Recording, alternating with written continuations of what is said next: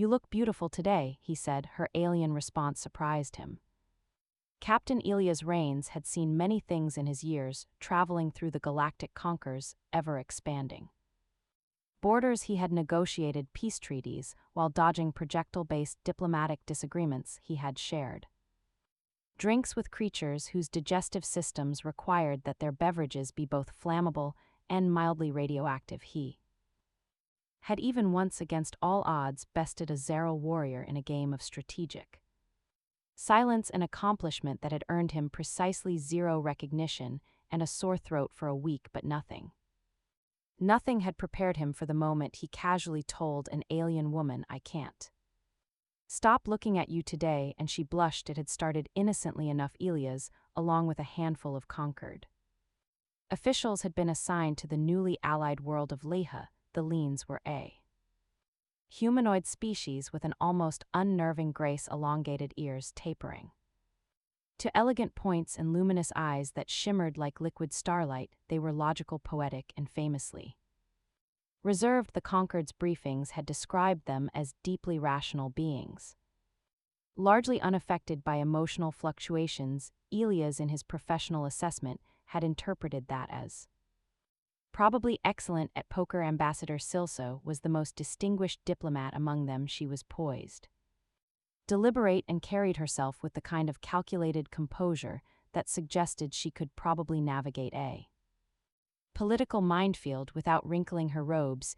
Elias had met plenty of diplomats before, but something about her intrigued him, not just her appearance, striking as it was, but the way she seemed to measure every interaction, as if cataloging it in some grand mental ledger of interspecies behavior. He had a strong suspicion that to her he was a particularly unruly data set. The moment had happened during a quiet diplomatic gathering, one of those events where important people stood around pretending not to be evaluating each other like items at an auction. Elias, feeling restless and more than a little amused by Syl's careful neutrality, had decided to test the waters of her famed composure, and so, in a perfectly conversational tone, he had said, "I can't stop looking at you today." The words had barely left his mouth before something completely unexpected happened. Syl's pale porcelain skin flushed with a delicate, unmistakable shape of pink. Elias blinked. Silsa blinked. A moment of silent mutual disbelief passed between them, then, as if realizing what had just occurred, Silsa stiffened, her luminous eyes widening in something that looked suspiciously like panic. That she said, voice suddenly much less even than before, "is not supposed to happen, Elias. Never one to let an unexpected phenomenon go unexamined." Immediately latched onto this with the enthusiasm of a scientist discovering an entirely new branch of physics. Not supposed to happen. How Silsa ears twitched, the long, delicate points shifting in what Elias could only assume was an unconscious gesture of distress. She took a half step back, hands clasped together as if to will herself into a more dignified state.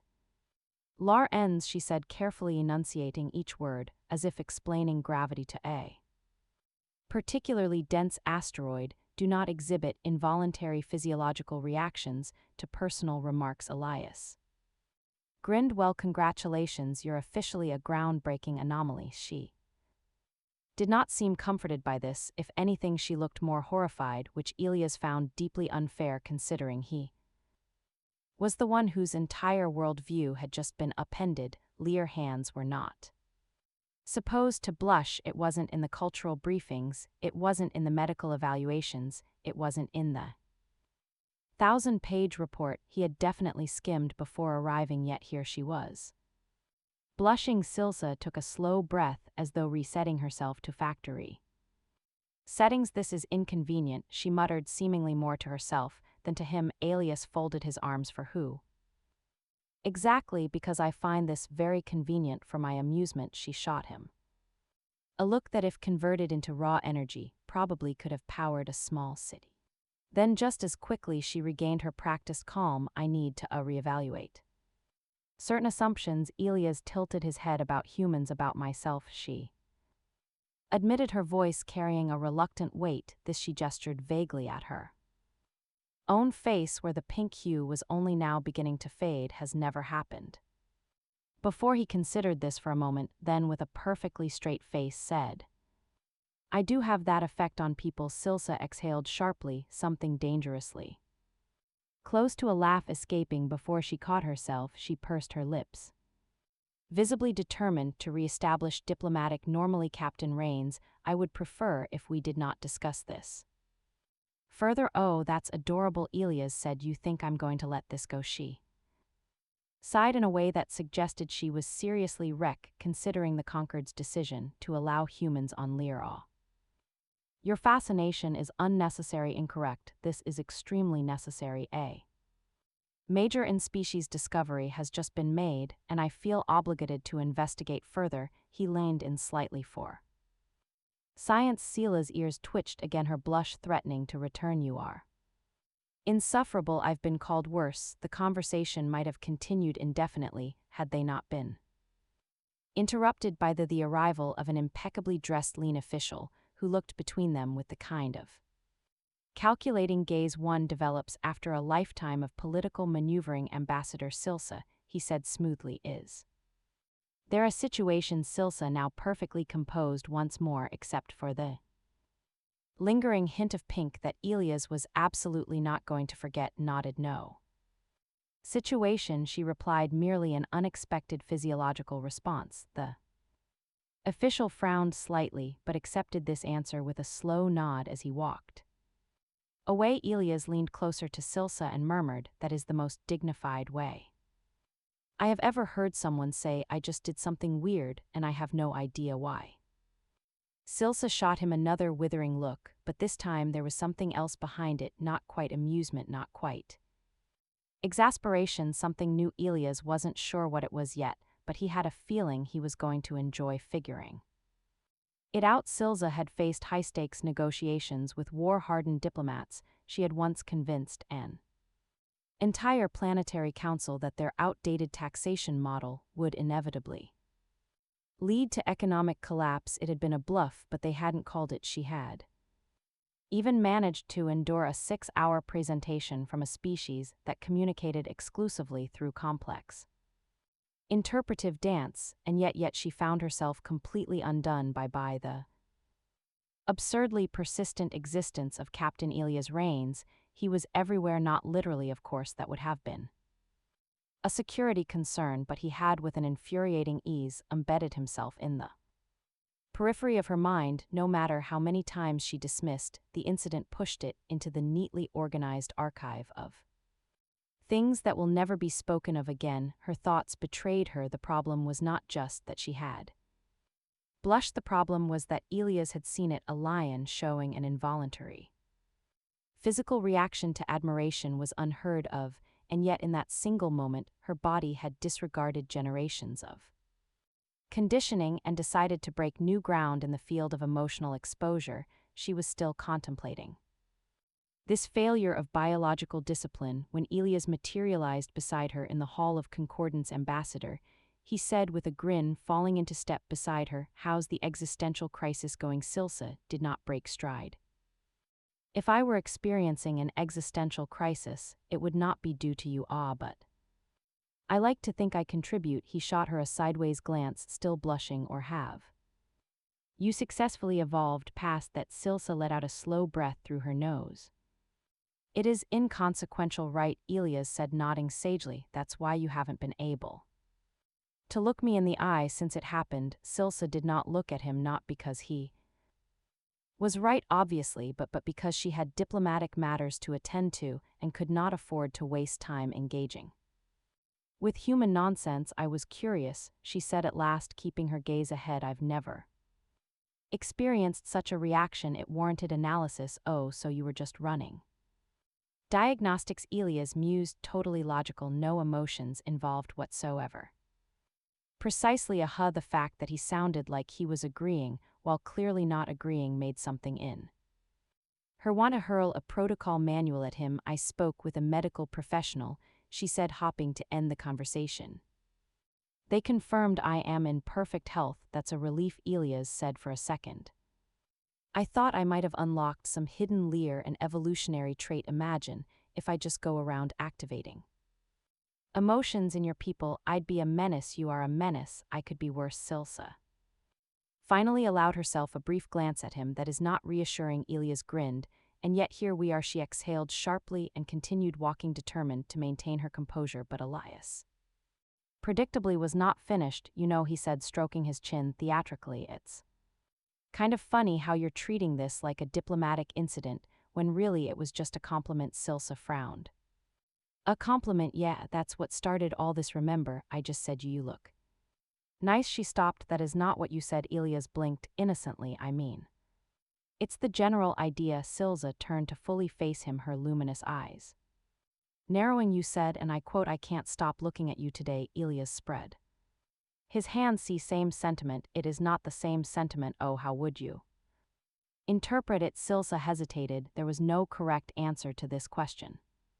Either she admitted that she had overreacted, thus conceding a personal failure, or she confirmed that Elias's words had held unintended weight, which was unacceptable because she did not know why before she could formulate a response. Elias chuckled. You know, for a diplomat, you're not great at deflecting. I do not deflect. Oh, absolutely. You face all problems head-on, like now, for example, where you're completely refusing to acknowledge how awkward this whole thing is for you. Silsa clenched her jaw. This is not awkward. Elias just stared at her. Her ears twitched. It was awkward.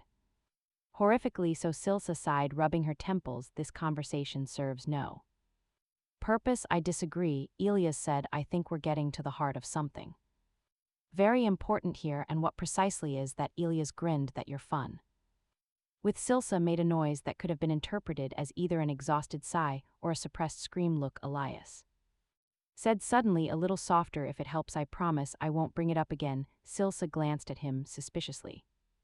Truly? Elias held up a hand. Scout's honor. You were never a scout. Minor details.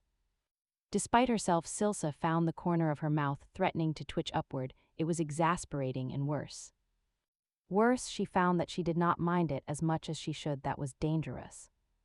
She turned back toward the hallway, resuming her pace. If you're done with your nonsense, I have a diplomatic meeting to attend. Elias fell into step beside her again. Oh, me too. Guess you're stuck with me. Silsa sighed. Truly, I am blessed. Elias grinned. Now that was sarcasm. See, you are learning from me. I refuse to believe you are influencing me in any way. Denial. Classic first stage. Silsa quickened her pace. Elias, to her dismay, kept up effortlessly. It was going to be a very long assignment. Silsa did not dislike humans. In fact, she had spent a great deal of time studying their culture, behaviors, and historical patterns before the conquered had formally extended an alliance to law. She had read extensive reports detailing their diplomatic strategies, aggressive, improvisational, and somehow effective despite their apparent disregard for protocol. She had studied their linguistic peculiarities, an illogical and chaotic mess of contradictory rules. She had, even against her better judgment, watched several examples of their visual storytelling, including a so-called romantic comedy which had been presented to her as an excellent method of understanding their social interactions. It had not helped, and now, after just a few weeks of direct interaction with Captain Elias Rains, Silsa had come to the unsettling conclusion that humans were even more perplexing in practice than they were in theory. At the moment, for example, Elias was attempting to balance a small, intricately carved Lyron diplomatic artifact on his fingertips while listening to an official briefing on interplanetary trade agreements. He was predictably failing at both. The artifact wobbled precariously. Silsa watched in quiet horror as it teetered toward inevitable destruction. Captain, she murmured, keeping her voice neutral, I strongly advise against the artifact tumbled from his fingers with an impressive display of reflexes that he absolutely should have applied to not dropping it in the first place. Elias caught it midair, flipping it onto his palm like a street magician completing a trick. Several lawn officials glanced over, their expressions ranging from politely unimpressed to deeply unimpressed. Silsa pinched the bridge of her nose. Elias, completely unfazed, turned to her with a grin. See, no harm done. That is a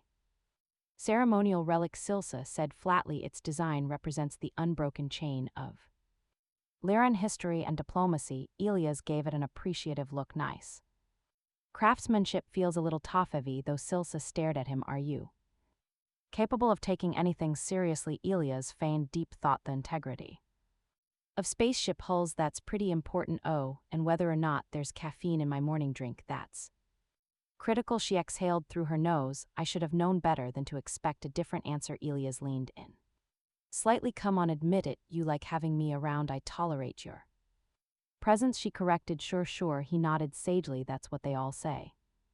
At first, before Silsa could muster response to that infuriating statement, the LAN Trade Minister cleared his throat pointedly. The assembled officials turned their attention back to him as he resumed outlining the finer details of an upcoming agreement. Silsa tried to focus on the discussion, but her mind, traitorous thing that it was, remained stubbornly aware of Elias beside her. The problem she was beginning to realize was not simply that he was irritating, that was a given. The problem was that she found his presence distracting, not in a strictly negative way, which was deeply inconvenient. The meeting concluded, and Scylla stood smoothing the fabric of her robes. She turned to Elias, who had, against all odds, managed to return the artifact unharmed. I expect you to exercise some level of restraint during formal proceedings, she said. Elias shrugged. Hey, I didn't break anything this time. He placed a hand over his heart. You wound me, Ambassador, not nearly as much as I would like to, she muttered.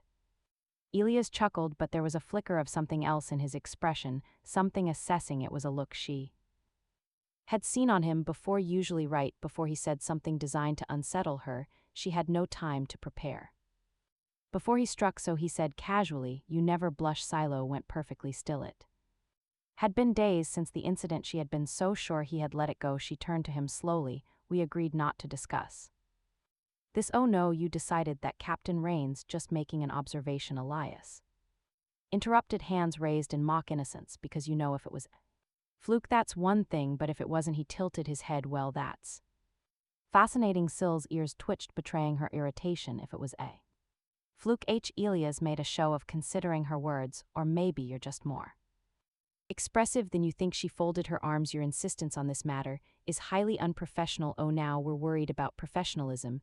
Elias grinned. I recall a certain ambassador muttering about how much she'd like to wound me a minute ago. Very dignified. Silza pressed her lips together. She refused to let him bait her. Instead, she turned on her heel and started walking.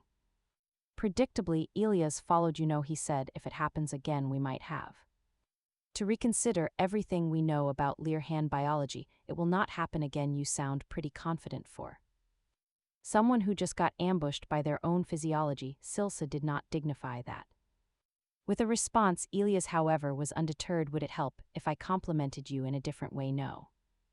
How about an insult? Maybe the opposite effect will happen. Absolutely not. He tapped his chin thoughtfully. You have terrible diplomatic presence. Silsa did not react. Nothing. Elias sighed dramatically. I was hoping for at least an angry twitch. She continued walking. Well, Elias said after a moment, I guess we'll just have to experiment. Silsa almost stopped. I would strongly advise against that. Elias smirked. Sure, just keep me posted if anything unexpected happens again. She was never going to hear the end of this, and worse, a tiny treacherous part of her suspected she didn't actually want him to stop. Silsa had negotiated peace treaties between species that communicated exclusively in scent patterns. She had resolved intergalactic disputes where one side spoke only hypothetical futures and the other refused to acknowledge time as a concept.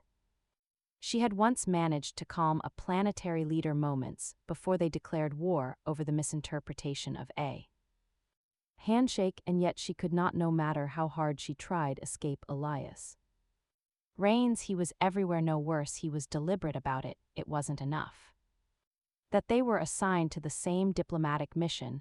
It wasn't enough that he found ways to insert himself into casual conversation as if they were old friends rather than perpetual annoyances to one another.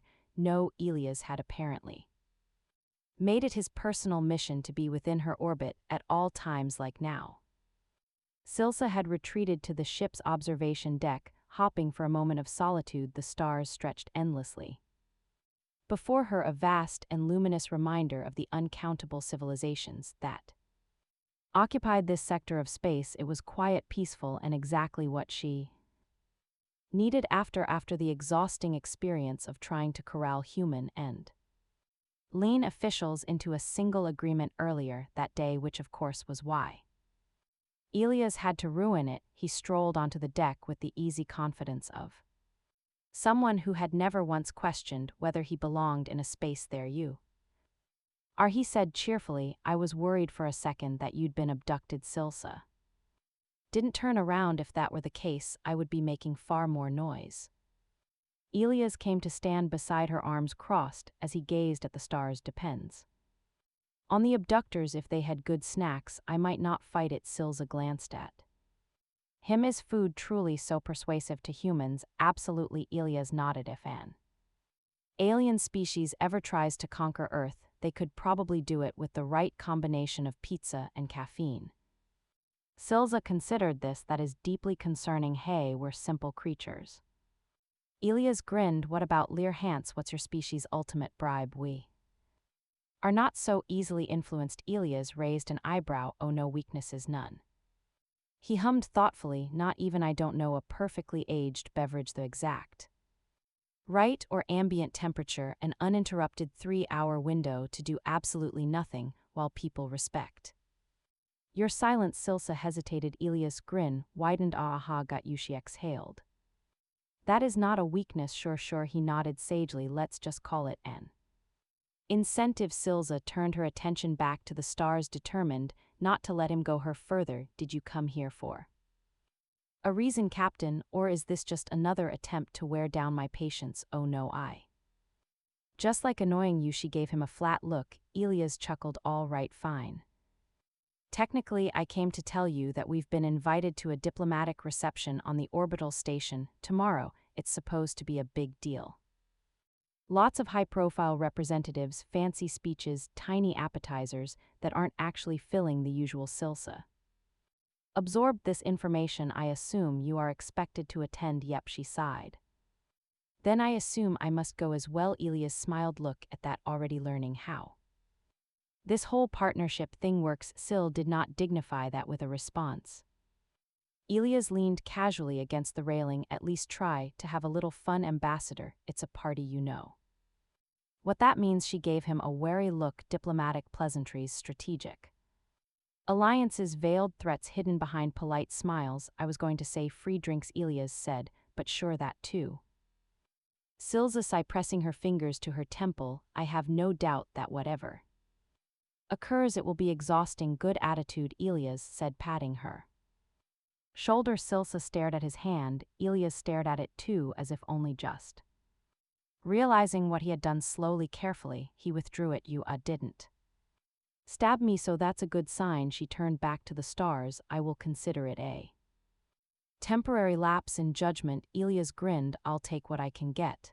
They stood there in silence for a while, watching the distant shimmer of unknown worlds. Silsa should have left, but for reasons she could not explain, she did not. The orbital station was a marvel of engineering, a vast gleaming structure suspended in the black of space like a cosmic jewel. It was an architectural hybrid designed to accommodate multiple species, which meant that every corridor had a slightly chaotic mix of environmental settings, humid pockets for amphibious delegates, oxygen-heavy chambers for human diplomats, dimly lit halls for those whose vision thrived in darkness. It also meant, as Silsa quickly discovered, that the fashion at this diplomatic reception was varied. One ambassador wore a robe made entirely of shifting bioluminescent fabric, the lights pulsing in complex mathematical sequences that allegedly represented their political ideology. Another had chosen to forego clothing entirely. Their exoskeletal plating adorned instead with shimmering metallic dust that reacted to movement. A towering reptilian dignitary had accessorized with what appeared to be live insects which scuttled across their body in coordinated hypnotic patterns. Silsa, clad in the traditional formal attire of her people, a flowing ensemble of deep cerulean and gold, felt almost understated in comparison. And then there was Elias. He had arrived in what humans called a dress. uniform a sharply tailored dark navy outfit with precise seams and a structured collar. It was Silsa had to admit objectively well fitted, and for once Elias had refrained from his usual brand of casual chaos. His hair was neatly combed, his boots polished, and his general demeanor almost professional, almost because as soon as he spotted her, his entire face lit up in unrestrained amusement. Silsa sighed. "Whatever you are about to say, I strongly advise against it." Elias grinned. No. "I'm just admiring the view." Sila's ears twitched. "Captain, you look great," he said. Simply, she blinked. The words were casual, but there was something about the way he said them, uncomplicated, with no ulterior motive, that made her pause and, worse, made her aware of him in a way she was not prepared for. "Thank you," she said at last. Elias gave her a mock bow. "And here I thought getting you to accept a compliment was impossible." She exhaled slowly. It nearly was before Elias could continue his relentless campaign of aggravation. A diplomatic aide approached and directed them toward the reception hall, where the event was already in full motion. The hall was a grand circular space with a domed ceiling that displayed a breathtaking projection of the surrounding star systems. Hovering trays floated through the air, offering an array of refreshments tailored to each species' dietary needs. The ambient hum of conversation filled the room, punctuated by laughter, murmured negotiations, and the occasional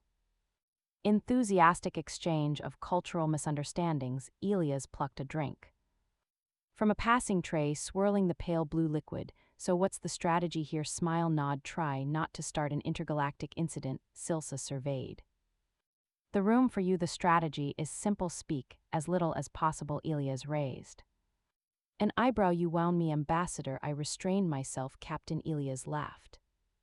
But before he could retort, a deep, resonant voice interrupted them. "Ambassador Silsa of La." Silsa turned, her diplomatic instincts kicking in immediately. The being before her was massive, easily 7 ft tall, with a thick hide of opalescent scales and a crest of iridescent fronds that shifted colors subtly as he moved. "Counselor Ven," she greeted, inclining her head. "It is an honor." Ven's dark eyes flickered toward Elias. "And this is your escort." Elias choked slightly on his drink. "Not the word I'd use, but sure." Silsa barely resisted the urge to sigh. "This is Captain Elias Rains, representative of the United Terran Systems." Ven studied Elias for a long moment. A human. His tone carried the unmistakable weight of polite skepticism. Elias smiled, guilty as charged. Ven let out a slow exhale, which for his species was the equivalent of a thoughtful pause. "Fascinating creatures. Unpredictable, reckless, dangerously optimistic." Elias nodded. "Yep, that all checks out." Friends' fronds rippled in what Silsa recognized as amusement. "And yet somehow your species has managed to thrive." Elias took a sip of his drink.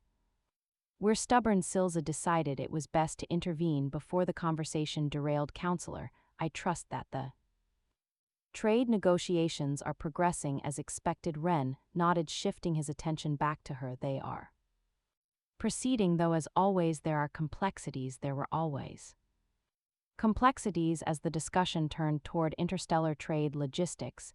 Elias drifted slightly to the side, listening but clearly disengaging from the finer details. Silsa noted this, but before she could say anything she caught something odd. Elias' expression had shifted, subtle but different. Following his gaze, she spotted a group of diplomats across the room, distinguished, composed, and engaged in what seemed like a routine exchange, except Elias was watching them with the kind of sharp focus that only emerged when something wasn't right. Silsa adjusted her posture lower, easing her voice. "What is it?" Elias didn't look away, not sure yet, just a feeling. Silsa frowned. She had learned to trust Elias' instincts. Infuriating as he was, he had a remarkable ability to notice details others overlooked before she could press him further. A sudden shift in the atmosphere caught her attention. The air seemed to change, not physically but in that imperceptible way that signaled an undercurrent of tension.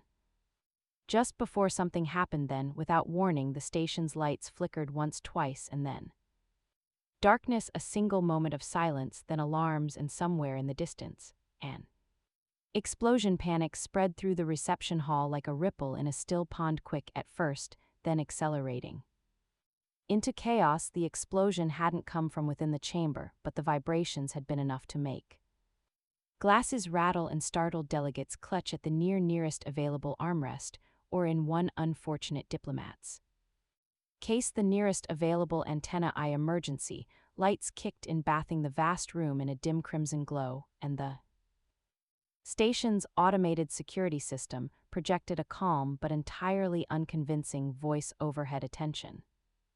Esteemed guests, please remain calm. A minor technical disruption has occurred. There is no immediate cause for another explosion slightly closer this time. Concerned Silsa barely resists the urge to groan. Elias standing beside her, with an expression that absolutely belonged to a man enjoying himself too much, exhaled and rocked back on his heels. So on a scale of 1 to "we're all going to die, where do you think we're at?"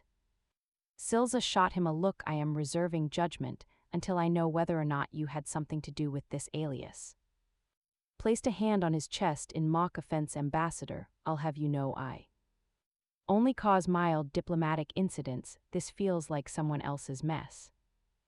Before Silsa could respond, the room's main doors slammed shut with an audible hiss, sealing the chamber from the rest of the station. Delegates erupted into confused, overlapping arguments, while the security forces stationed at the entrance immediately started trying to override the lock. The imposing counselor they'd spoken to moments ago narrowed his dark eyes. This is no mere disruption. Silsa had come to the same conclusion: security failures in stations like this were rare. Multiple redundancies existed precisely to prevent system-wide malfunctions. For something to have disabled the lights, the shields, and the station internal security, it had to be deliberate, which means, Elias said, rubbing his chin, "we've officially entered heist movie territory." Silsa gave him a look that in her native language translated roughly to "this is absolutely not the time." "Come on," Elias continued, undeterred. "Big fancy diplomatic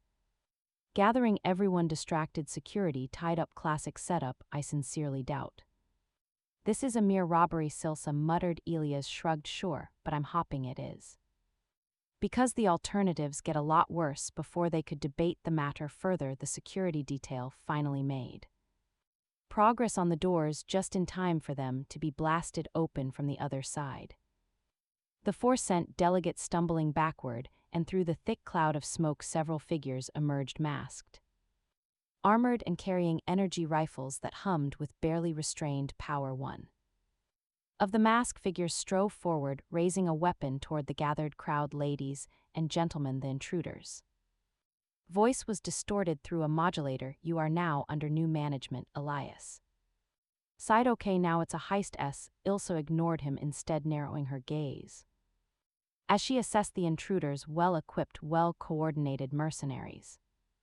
Most likely, but for whom, and more importantly, why? One of the mercenaries turned to an accomplice and gestured, "Find the target." Silsa didn't like the sound of that. Elias, who had clearly picked up on it as well, lined in and whispered, "So should we be worried or just mildly concerned?" Sil's ears twitch. "That depends on who their target is." Unfortunately, the answer became clear all too quickly. The lead mercenary pointed directly at her. "There," they said.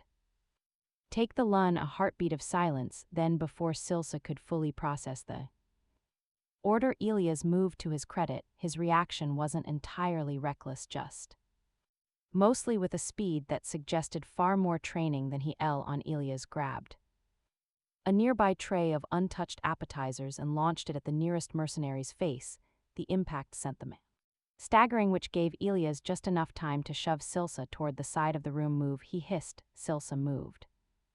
Chaos erupted as the mercenaries attempted to regain control, but with several dignitaries now in full panic mode, the situation spiraled fast. Elias yanked her into a narrow service corridor, sealing the door behind them just as a series of energy blasts struck the frame. Panting slightly, he turned to her. "So great news, you're super important." Silsa exhaled sharply. "This is not news." Sure, but apparently you're steal you in the middle of an official event. Important Silsa assessed their limited surroundings, which means we need to determine why and also not get shot that. Two Elias glanced at the door. Okay, so option 1 we run for an escape and hope.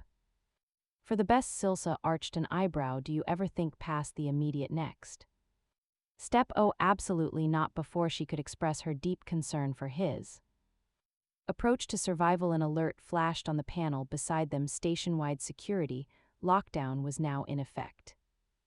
Every high security door had sealed. Elias frowned. That's not great. Silsa narrowed her gaze. It means someone else is in control. The realization settled between them. Elias sighed. Okay, new plan. I do hope this one has more than one step. He grinned. Depends on if you trust me. Silsa didn't hesitate. No. Elias put a hand over his heart. Mock wounded. Ouch. She exhaled, glancing at the controls. But I do trust that you will find a way to get us into even more trouble, so tell me, what is this new plan?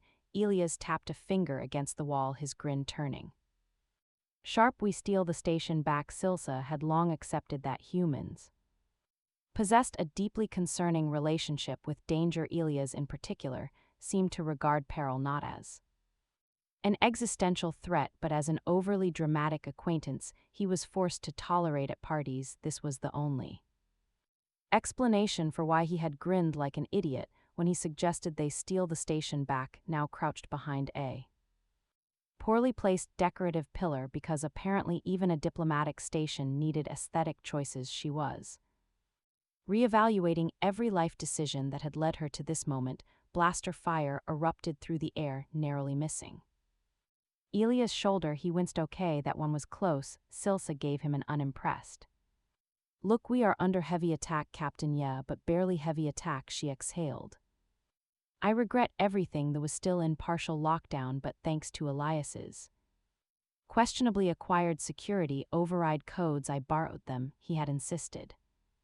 They had gained access to the auxiliary control deck. Unfortunately, the mercenaries were one step ahead. The good news: the attackers had underestimated just how stubborn humans, and specifically Elias, could be. The bad news: Silsa was now involved in what could only be described as an unofficial counter-coup, armed with a pilfered energy pistol and increasingly diminishing patience. A sharp voice crackled over the intercom. Ambassador Silsa, Captain Rains, your efforts are futile. Elias turned to her. I feel like they're underestimating us. Sil's ears twitched. Or they know you. He placed a hand over his heart. You wound me. Another blast struck the pillar, forcing them both lower. Silsa inhaled sharply. Do you have an actual plan, or are we improvising our way into death? Elias pointed toward a ventilation shaft above them. We squeeze through that, access the emergency relay station,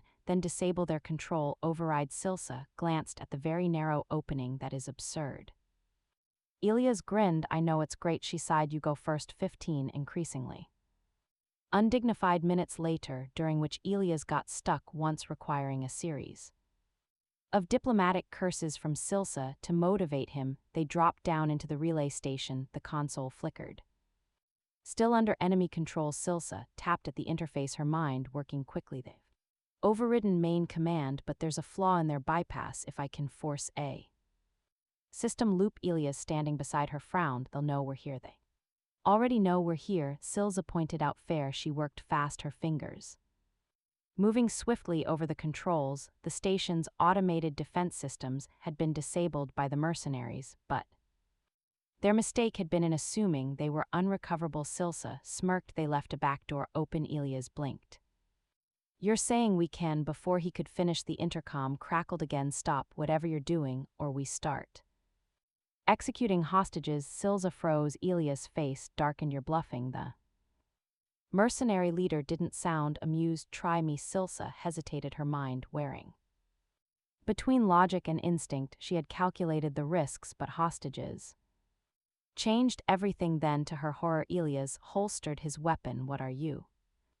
He turned to her, his voice low. Trust me. Silsa had precisely 1 second to process that before Elias stepped toward the console and, to her absolute shock, activated the Intercom okay, Elias said, sounding entirely too casual. You win, we. Surrender, Silsa nearly exploded. The mercenary leader hesitated. You're smarter than you look, Captain Elias winked at Silsa before tapping something discreetly behind his back. She barely caught it, the silent activation of a station-wide broadcast link. Yeah. Elias continued, I just have one small request before you take us in. The mercenary scoffed, you're in no position to make requests. Elias grinned, oh, I strongly disagree. Then with dramatic flair he spun, hitting the console's final command. The entire station erupted into chaos. The security overrides were reversed, automated defenses rebooted, and because Elias never did anything without unnecessary flair, every single mercenary on the station suddenly found themselves hit with an emergency gravity flux, meaning they were into the nearest wall.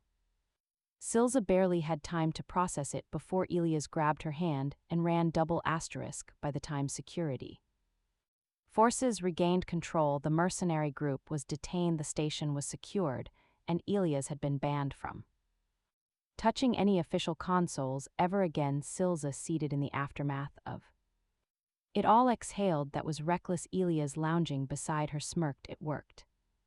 She rubbed her temples. I still do not understand why they were after me specifically. Elias leaned back. Turns out they weren't. Silsa frowned. Elias grinned. They were after you and me together. Why? He shrugged. Some political power play, something about destabilizing human Lehen relations. Apparently us getting along was a threat to someone's plan. Silsa considered this, then with absolute seriousness, she said, that is ridiculous. We do not get along. Elias burst into laughter. Silsa, despite herself, allowed a small smile, but she admitted, I suppose we make a formidable team. Elias winked. Admit it. You'd be lost without me. Silsa rolled her eyes. I would have significantly fewer headaches. He placed a hand over his heart. You're blushing. She stiffened. I am not. Elias leaned. And you totally are. Silsa glared. Captain Elias grinned. Ambassador. For a long moment the only sound between them was the hum of the station. Then Silsa sighed. Perhaps she admitted having you around is not entirely unbearable. Elias' grin softened, and somewhere amidst the stars a new understanding began to form. The end.